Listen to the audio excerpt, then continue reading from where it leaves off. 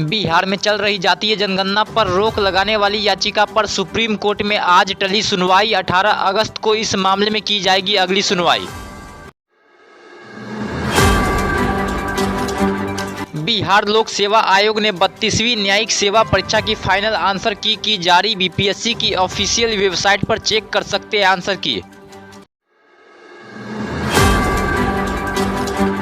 स्वतंत्रता दिवस पर राजधानी पटना के गांधी मैदान में होगा मुख्य राजकीय समारोह। सीएम नीतीश कुमार करेंगे झंडोत्तोलन।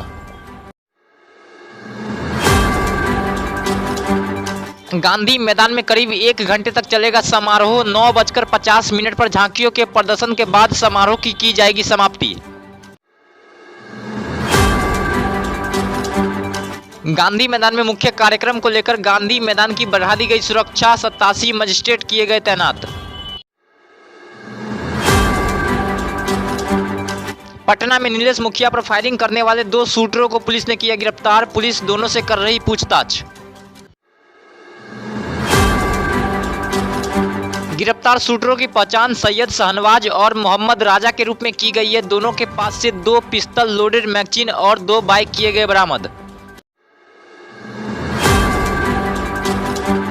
दरभंगा एम्स को लेकर छिड़ा घमासान। दरभंगा के शोभन में ही बनाना होगा एम्स। नीतीश कुमार ने केंद्र सरकार को दिया सीधा जवाब।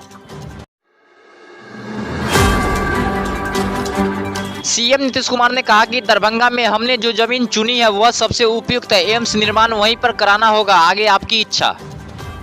एम्स के बारे में पटना में हुआ है और दूसरा एम्स होगा तो होना चाहिए दरभंगा में, क्योंकि पहले पटना और दूसरा दरभंगा में पड़ा, तो वहीं बनना चाहिए। ये हमारी इच्छा, ये किसी और का हम तो बोलते रहे हैं, तो हमारी तो इच्छा न है जी। अगर कहीं है तो यहाँ नॉर्थ साइड में, आपको नॉर्थ साइड में नहीं वो बनेगा।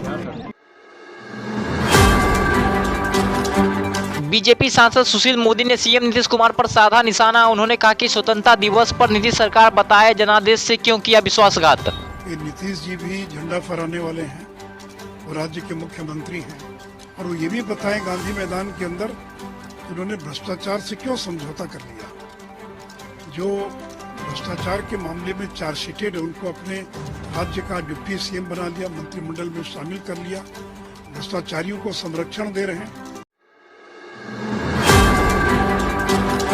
कार्यक्रम के प्रायोजक हैं वाइटल बायोलॉजी सेंटर, गुरुजी ओपी राय। 25 वर्षों से दरभंगा में लगातार छात्र छात्राओं को मेडिकल एवं 12th के क्षेत्र में सफलता हासिल कराने वाला एकमात्र संस्थान।